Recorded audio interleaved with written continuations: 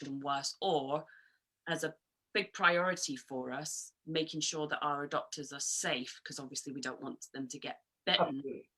Absolutely. How can we do that? How can you approach a dog under a table to do that safely, or as It's a safely as difficult, possible? yeah, it's a difficult one because obviously if a dog is really defensive and becomes very defensive, it is going to snap at Yeah. you.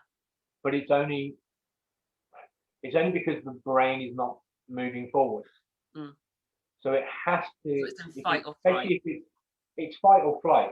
So, but for me, if I keep backing up, the dog learns that every time it snaps at me, I move back, I move away. Right. Okay. Yeah. So then it learns to manipulate the human. It learns that, but the moment if I don't move my hand, so I keep my hand nice and safe, open up, a lead, slip lead, generally I would say to start off with.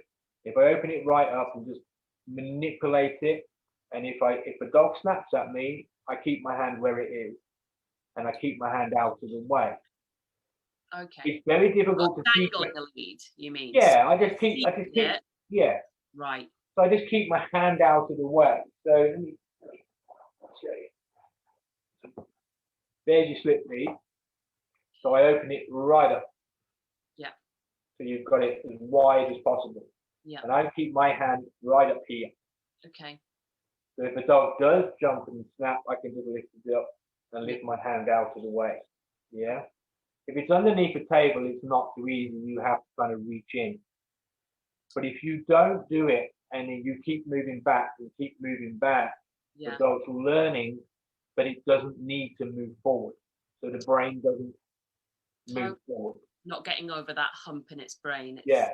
It's seeing Once that you, good strategy yeah, for behaviour to keep yeah, itself safe. absolutely. But once you get yourself in there, you have to make sure once you've started the process of putting on a lead, you have to make sure that you finish the process. Right. Okay. Yeah. Okay. So it's as simple as, which is why I say do it at the early stage where the dog is not so defensive. Yes. Yeah. Okay. If you leave it too long, 3, 4, 5 weeks, and then go to put it on, the dog is already, well, it's shut down. Yeah. Yeah. You've got a high defense state already kicking in. And rather than being in flight mode, it's now gone into fight It's now gone into fight mode because anxiety is going to dictate fight. So the dog's gone from flight, which is fear, to anxiety. Yeah. And the anxiety is going to dictate the fight. Right. Got If you. you do it at that first bit where they're kind of like a little bit fearful of the situation and they're in flight mode, then it's easier because the dog's more likely just to back the head up and try and keep the head out of the way. Yeah. It's easier then to manipulate the lead on. Yeah. I see what you mean, and it's also safer for the adopter as And well. it's safer for the adopters. Yeah, it is safer. It's so much easier and safer if you kind of try and do these simple things early stage. Yeah. Because, like you said, your dog come in with lead training. That's great, but they've had this long journey and all that, and they may not 100% accept it once they come into the home. Yeah. So once they've accepted the lead, it kicks in again. Oh, the lead.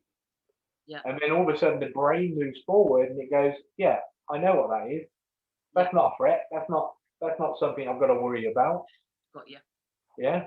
Yeah. Because they already know what that is. Yeah, they've experienced that as a thing rather than waiting. It's just not. They just haven't seen it from your adopter yet. So from the adopter's perspective, you want to be showing the dog in the most gentle way that you can. Absolutely, 100%. Know that your home is a safe place to be. Absolutely.